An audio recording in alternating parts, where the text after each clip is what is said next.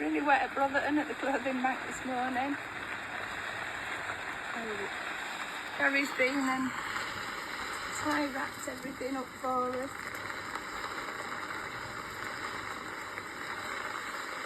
We tried to do a video this morning, but it hasn't worked. So we just thought we'd come on and say hi and show you what we're working under this morning. So let me flip that round and I can see. So Gary's been zip tying everything so the roof don't blow off. So we've got a little shelter, we've got Tracy just there, she's dropping. Hi. She's run off now. Sharon's sorting out what's been brought in today. So we're trying to stockpile, we're trying to keep dry. We really need that shed.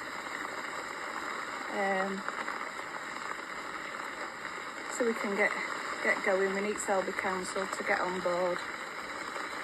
And then we can help more people in the district and keep going. So yeah, we're back in the passage as well where we started. So yeah, we're just trying to keep drips out, aren't we?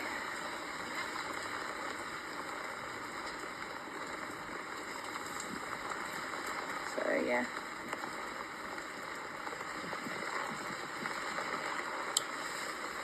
Right, I'll see you later. Bye.